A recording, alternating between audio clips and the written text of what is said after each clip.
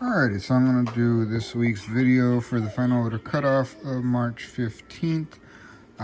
There's a whole lot of fun stuff in this one. The big indie book that I wanted to highlight to pick up is this Geyser.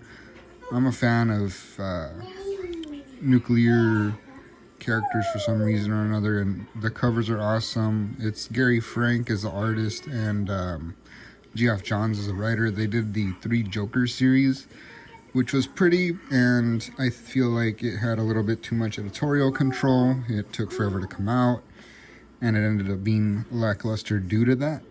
But I think this, being an independent book, has a lot of promise. The A cover is always one good one to grab. Actually, all the covers are great. You got Jason Fabrics down here. You have a glow-in-the-dark one. I'm assuming that this guy's face turns into the Geyser characters in blacklight or in the dark. So Geyser's one I'm really interested in. We have Nocturne number 2.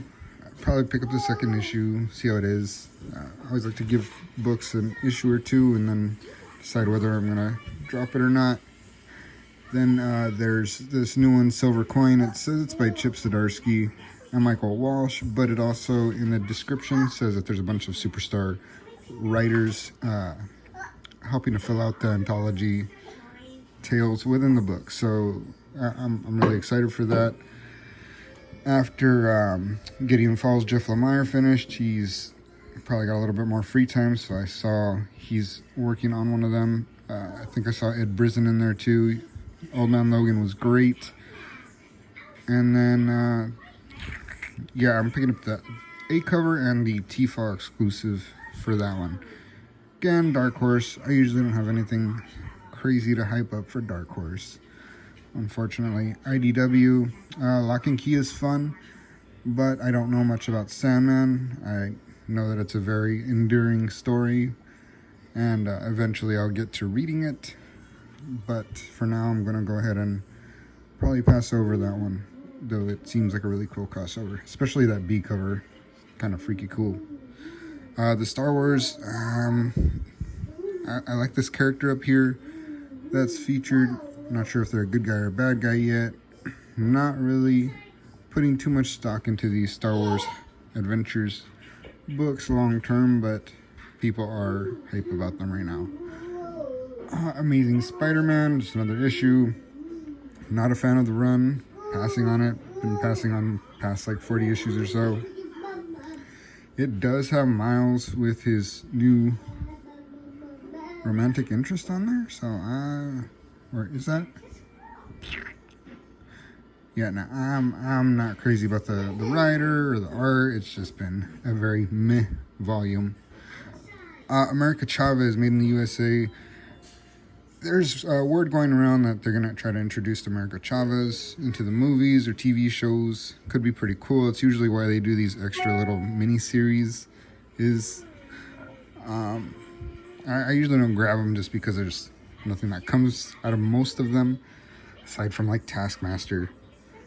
Let's see here. Got a bunch of collections. The Demon Days book, that kind of Elseworlds X-Men story, is getting a second print. Not a fan of the cover, but it will have a lower print run than the massively printed first print. Mortal Hulk.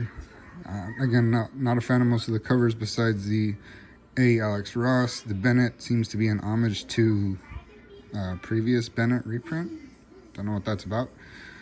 King in Black. I'm excited for this one because the A cover is sick. It's got a Venom that looks like he's might be in like a final resting place position with a skull going on there. We got 2 spoiler covers, so there may be a new character coming about or something that happens is shown in those covers. My favorite, though, is the Scotty Young, as it features both the writer and the artist kind of going back and forth, jabbing at each other. And that's always really fun. A couple more trades. Secret Wars is getting another trade paperback. It's an interesting enough story. It kind of reset the Marvel Universe, made Miles canon. A couple other things. You got God Doom and Thanos getting his spine ripped out. Fun stuff like that. Star Wars High Republic is on issue 4. been popular, but I'm not picking up anything past 2. Venom 34, it's the penultimate issue, the second to last. They just put out the artwork for this Stegman variant. It's kind of like a landscape style winged Venom. You got Eddie on the A cover walking into the darkness. See if he lives or dies. Maybe he'll just be reborn as a new Venom or something, and we'll have a new volume. Marvel loves their #1, so I wouldn't be surprised. Boom has it's kind of a short notice, short order window for the massively printed Berserker. It's getting a second print, and it's a foil cover. That one has some promise to me, just because the A cover on all the first printings had literal thousands and well, actually hundreds and hundreds of copies. Forget that it's indie and not Marvel and DC. For Magic, we have a couple different covers. Magic the Gathering is coming back to comics. The A cover is a Scalera cover. Scalera is usually pretty popular. I really like the Hidden Planeswalker variant. I think it's pretty cool. I don't know my Magic characters that well, but I believe she is pretty popular in Magic lore. There is another mini series coming out from Boom, Many Deaths of Lila Star. I like the Rebirth books. Those can usually be pretty fun. And then just going through, we got Agretsuko. Agretsuko's popular, but this isn't the first Agretsuko, so I'm going to pass on that. Don't mind my kiddo in the background. He is very excited for comics this week too. You got a lot of stuff that's very popular for the cover work, not so much the interiors. We have the Life is Strange trade paperback for Volume 4. That I recently heard is getting a new 4th video game. It's got a very, very big fan base for being an independent game, and I'm excited to see what that new one is going to end up being like. Project Patron, haven't heard of that one yet. It's a new Aftershock book, it looks like. But for the most part, Aftershock doesn't do too great long term. Some Rick and Morty, Snoopy, and you got all the Absolute comics. Got the White Widows with their pretty covers. Zombie Tramps, if that's your thing.